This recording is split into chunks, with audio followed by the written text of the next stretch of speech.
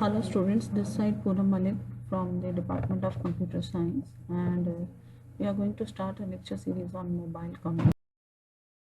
In this lecture series of mobile communication, we covered the following topics, that is introduction of mobile computing, applications of mobile computing, limitations of mobile computing, and simplified reference. The first topic is introduction to mobile computing. The mobile computing is basically required for the connectionless devices, that is the mobile devices or the portable devices like mobiles or laptops and so on. So it is a technology that allows the transmission of data via the computer without having to be connected to a fixed link. So it is basically the extension of the technology that is able to send and receive the data across the cellular networks. So the principle, this is the basic principle behind the mobile computing, and mobile data communication has become very important and rapidly evolving technology as it allows users to transmit data from remote locations to other remote or fixed location. So this is the upcoming technology for the portable devices or the mobile devices. So mobile computing is basically a one term which is describe the umbrella which have many technologies under this, and it enables people to access network services any place, anytime, and anywhere, that is in mobile nature. So there are basically two aspects of mobile computing, that is the user, first one is the user mobility and the second one is the device portability. That means in user mobility, user will communicate anytime, anywhere with anyone in the moving mode. That means user can be mobile, that means user can move from one location to another location and able to communicate with the another person at any time and anywhere. And user mobility refers to the user who has access to the same or similar timely communication services at different places. That means a user can mobile and the services will follow him or her, and that is it. User need not to be remain stationary to call or to communicate. And the second concept of the mobile computing is the device portability. So devices can be connected anytime, anywhere to the network.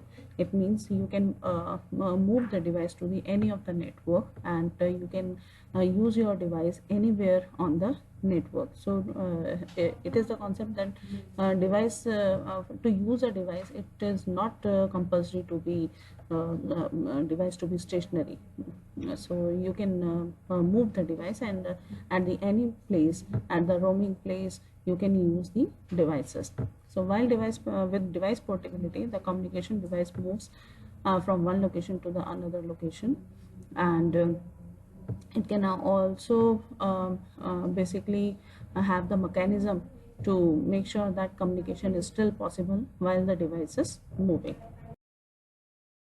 These are the following application where we use the concept of mobile communication, and they are in vehicles, in emergency vehicles you can say, and we use the mobile communication in businesses and in credit card verifications also. Replacement of wired networks is basically the concept of mobile communicating systems and infotainment.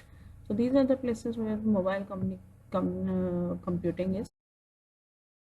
Now the limitation of mobile communication or mobile computing. So there are few limitations of mobile computing. That is the first one is the resource constraint, that is the battery. So the every portable device or the mobile device require a battery to be charged fully to get it used by the user. So because there is no constant there is no constant connectivity is there to charge the battery. So when you move from one place to another place without having the direct connectivity to the wires, so you require the battery. Another one is the interference, and radio transmission cannot be protected against the interference using the shielding, and results in higher loss rates of transmitted data or higher bit error rates. So there is no wired connection. So the data is transferred through the wire through the air and in the form of radio signals. So there is the higher chances of loss of data rates. Another one is the bandwidth. Although there are continuously increase in transmission rates are still very low for wireless devices compared to the desktop systems. So researchers look for more efficient communication protocols with a low overhead. Next one is the dynamic changes in communication environment and variations in signal power within a region, just like delays and connection losses. So there is a dynamic changes are come into the form in communication environments. So there are different ranges of signals. Sometimes signals become very less, and the power or the data delays are very more. Another one is the network issues. So discovery of the connection services to destination and connection stability are some of the issues in the mobile networks. Interoperability issues and the varying protocol standards. So different devices or different networks follow the different standards, different protocols or standards. So sometimes the interoperability issues come in the now this is the reference model followed by the mobile communicating systems, and it is also based on the TCP protocol suite, and it also have the layer similar to the TCP or SI model, and it has 5 layers, and that is physical layer, data link layer, network layer, transport layer, and application layer. So both the connected or connectionless devices have the similar layer, physical data link, and other more layers, and they require the radio antennas and base towers and connected with the databases to communicate with server and the network and the portable devices. So the reference model, basically, as we saw in earlier diagram, that it has 5 layers. So the lowest layer is the physical layer, and it is responsible for the stream of bits and signals to be transmitted to the sender, and it basically transfer the signals into the streams. So the data is transferred in on the physical layer is in the form of bits or in the form of signals.